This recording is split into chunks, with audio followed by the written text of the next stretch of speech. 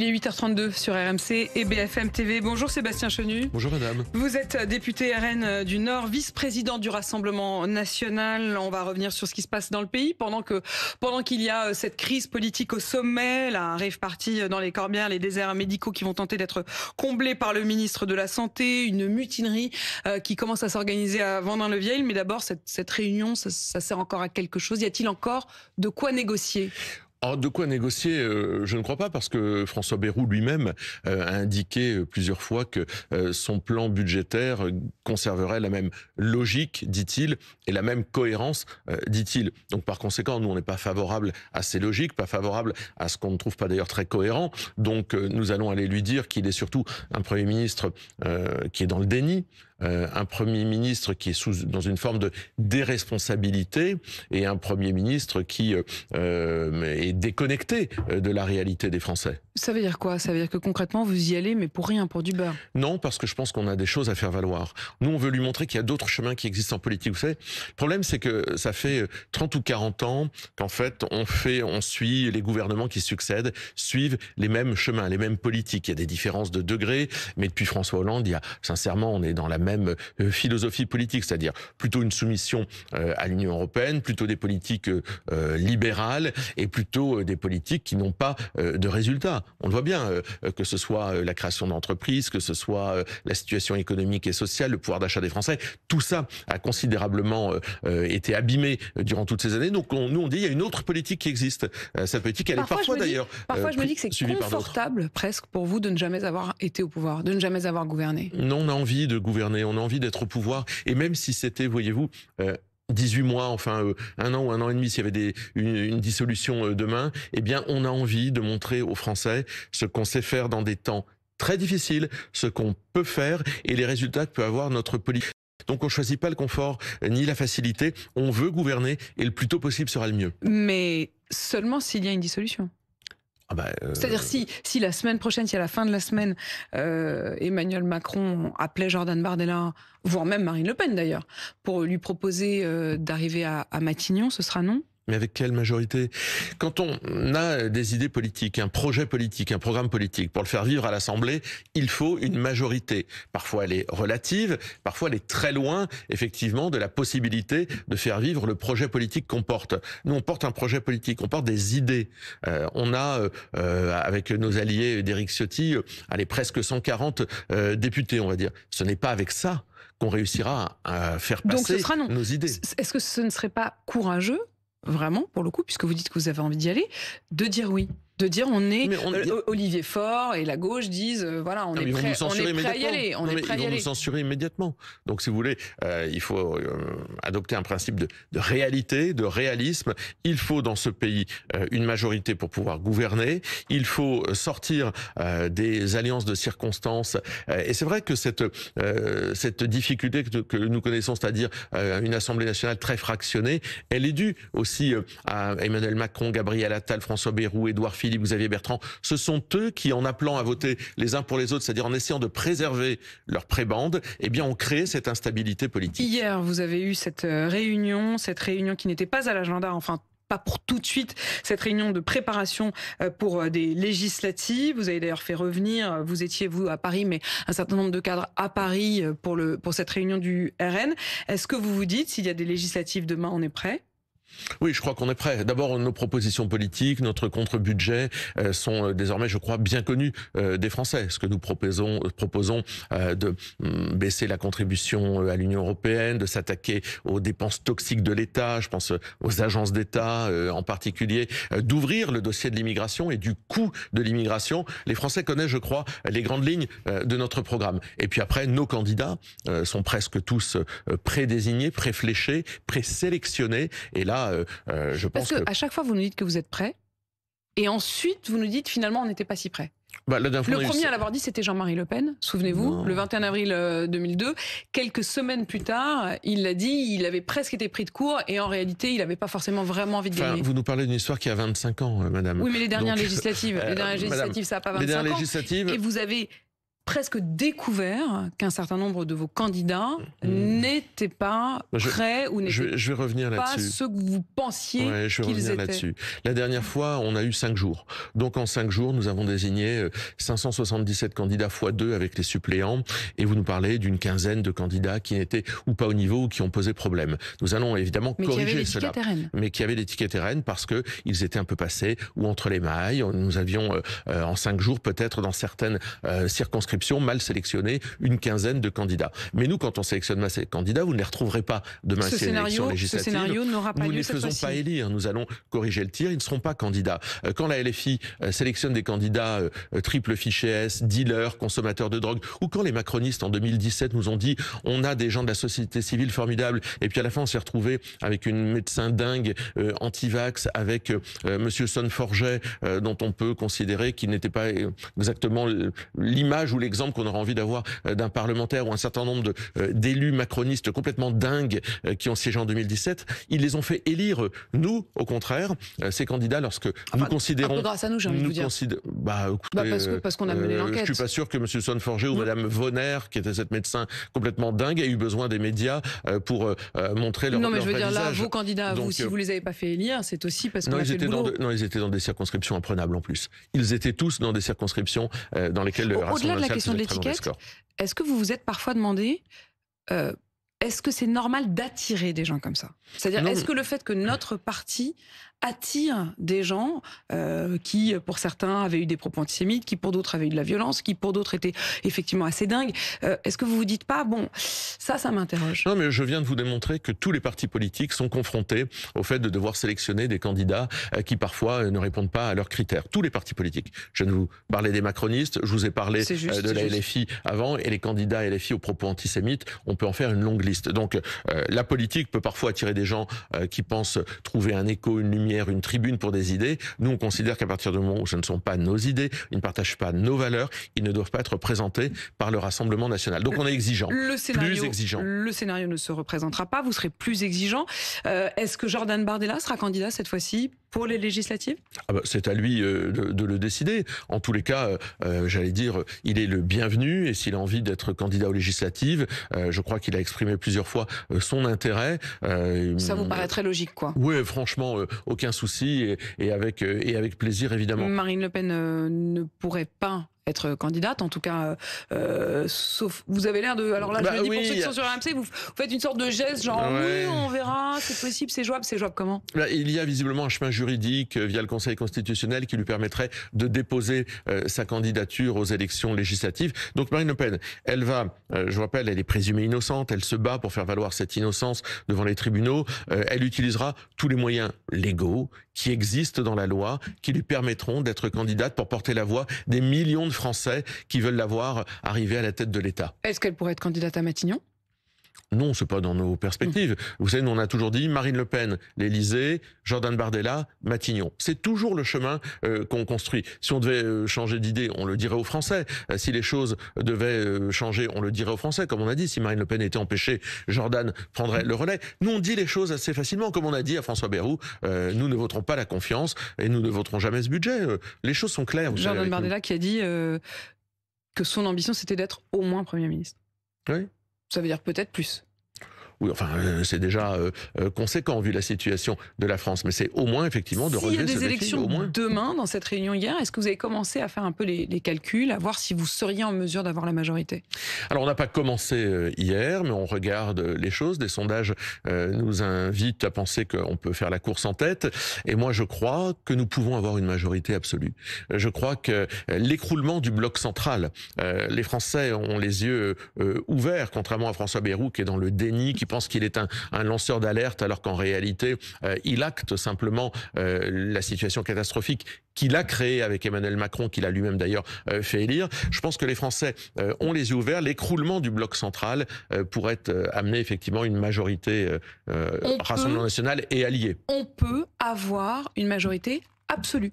Oui, je pense, oui. Vous nous le dites ce matin. Ah oui, je pense que nous pouvons avoir une majorité absolue parce que les Français veulent de la stabilité. Et aujourd'hui, nous sommes les garants de la stabilité. Le Rassemblement national est le parti politique garant de la stabilité. L'extrême gauche, c'est l'instabilité. Ils le disent eux-mêmes d'ailleurs. Ils veulent de l'instabilité, ils veulent percuter les institutions. Le bloc central en écroulement qu'on a vu depuis tant d'années aux manettes, depuis au moins 8 ans en tous les cas, n'est pas capable de représenter un espoir et une stabilité. Nous sommes les garants de la stabilité. Vous dites avec nos alliés, vos alliés c'est qui? C'est les troupes d'Éric Ciotti ou il y a d'autres alliés potentiels? Aujourd'hui c'est les troupes d'Éric Ciotti. Ça veut pas dire que demain il n'y ait pas des députés élus sous d'autres étiquettes qui se diraient écoutez, la situation de la France fait que on n'a pas envie de s'opposer ou on a envie de soutenir les propositions que pourrait faire un gouvernement mené par Jordan Bardella. Si vous n'aviez pas la majorité absolue, les 289 députés, est-ce que vous pourriez faire des alliances? Est-ce que par exemple vous vous dites au fond nous on pourrait travailler avec les LR par exemple? Nous on dit les choses avant. Et on se bat et on se fait élire pour des idées, sur des idées politiques. On ne se fait pas élire sur des magouilles, on ne se fait pas élire sur des bidouillages de cuisine ou d'arrière-salle. On dit aux Français, voilà ce qu'on vous propose. Si vous pensez qu'il faut de la stabilité et si vous pensez que nos solutions peuvent être une réponse à la crise du pays, faites-nous confiance. Ensuite, il y aura des députés, peut-être d'autres bancs, qui diront effectivement leurs solutions, elles valent le coup d'être mises en œuvre et on ira ou les voter ou tout simplement on ne s'y opposera pas. Mais c'est pas des questions d'alliance, de boutique, de parti. Aujourd'hui, Monsieur Retailleau, les LR votent la confiance à François Bayrou. Il faut se rendre compte de ce que ça veut dire. Ils nous disent d'un côté, on veut moins d'impôts, mais ils votent la confiance à un Premier ministre dont le budget est 20 milliards d'euros d'impôts supplémentaires. Ils nous disent, on n'est pas d'accord avec François Bayrou sur la politique migratoire, mais ils votent la confiance à un Premier ministre qui poursuivra la même politique migratoire. En réalité, ils sont totalement schizophrènes, les pauvres LR. Moi, je pense à leurs électeurs. Je me dis toujours, mais un électeur qui a fait confiance à Wauquiez, à Retailleau, etc., aujourd'hui, il doit être bien malheureux. Sébastien Chenu, cette rave party encore en cours ce matin dans le massif des Corbières. Il y avait 2500 personnes au pic ce week-end. Il y en aurait toujours 1000 sur place. Ils se sont mis dans une des zones qui a été emportée par les flammes dans l'Aude. Le maire de la commune était en direct avec moi sur RMC ce matin. Il parlait aussi hier de cet affrontement. On a vu les images des viticulteurs notamment du coin qui étaient excédés, qui ont décidé d'arriver avec des battes de fer et des bâtons, qui ont retourné les voitures des tuffers, comme on dit. Est-ce que vous comprenez la colère des viticulteurs ou est-ce que vous les appelez au calme? Moi, je comprends évidemment la colère des viticulteurs et la colère des élus locaux et des habitants en réalité. Et cette rave party, elle dit tout de notre société. C'est-à-dire un État incapable de faire respecter la loi, une loi qui n'est probablement pas adaptée, et puis des Français qui finissent par se battre les uns contre les autres parce que l'État est incapable d'assumer tout cela. Aujourd'hui, qu'est-ce que c'est? Les rave parties, elles sont encadrées par la loi Mariani. Je rappelle que Thierry Mariani est aujourd'hui l'un de nos eurodéputés. C'est lui qui, à l'époque, a encadré pour la première fois avec une déclaration obligatoire. Là, ça n'était pas le cas, donc elle est officiellement interdite. Absolument. Il y a des pays, on le voit, comme l'Italie, qui ont demandé un encadrement, qui ont mis en place un encadrement et des sanctions plus lourds et plus durs. Il faut aller par là. Mais quand je l'entends, voilà le problème. Monsieur Retailleau, c'est un hypocrite. Au début de l'été, les députés du Rassemblement national, ou plutôt le député Marc Chavant, député UDR de l'Ain, alliés, a déposé la proposition de loi 1721 que j'ai signée, que des députés du Rassemblement national ont signé pour justement aligner notre législation sur la législation italienne. Si monsieur Retailleau et monsieur Bayrou avaient eu la lucidité, avaient anticipé les choses, eh bien ils auraient mis à l'ordre du jour de l'Assemblée nationale. Elle n'a pas été mise à l'ordre du jour. Elle n'a pas été mise à l'ordre du jour parce qu'en fait ça ne venait pas de leur banc, leur sectarisme. Ce sont les Français qui le payent. Ce sont les viticulteurs qui payent le fait que cette proposition de loi, elle était là, clé en main, sur le bureau de l'Assemblée nationale. Elle a été enregistrée, déposée par les députés UDR et Rassemblement national. On avait les outils juridiques et Bruno Retailleau nous dit qu'on est très démunis.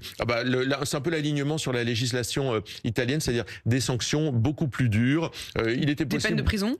Il est possible d'aller jusqu'aux peines de prison, évidemment. En Italie, on peut aller jusqu'à 6 ans de peine de prison pour les organisateurs. Donc, après une proposition de loi, ça ouvre un débat. Monsieur Retailleau n'a pas voulu ouvrir ce débat. Aujourd'hui, il pleurniche comme c'est sur tous les sujets, l'aide médicale d'État, l'Algérie, etc. M. Retailleau, il a ouvert des tas de dossiers qu'il a refermés aussitôt. Il a eu 0 résultat depuis qu'il est là. C'est vraiment lui, votre adversaire. Mais non, mais c'est nul ce qu'il a fait. Enfin, je veux dire, il nous a vendu. Il a quelques convictions. Je ne les remets pas en cause, mais il nous a dit, ça fait maintenant 8 mois qu'il est aux manettes. Ah, il en a ouvert des dossiers. Il en a jamais traité un.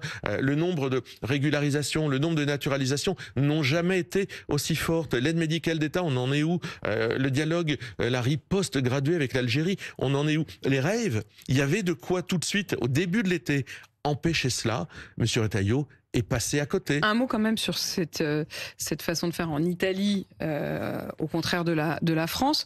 Le maire sur place, dans la commune où se passe cette rave party, me disait ce matin que plus de la moitié des voitures de ces teufeurs étaient immatriculées en Italie ou en Espagne. Ça veut dire qu'effectivement, ils viennent chez nous parce qu'ils ne peuvent plus le faire chez eux. Parce que ça fonctionne, parce que cette loi les empêche d'avoir ce type de comportement de vandale chez eux, alors ils se déplacent.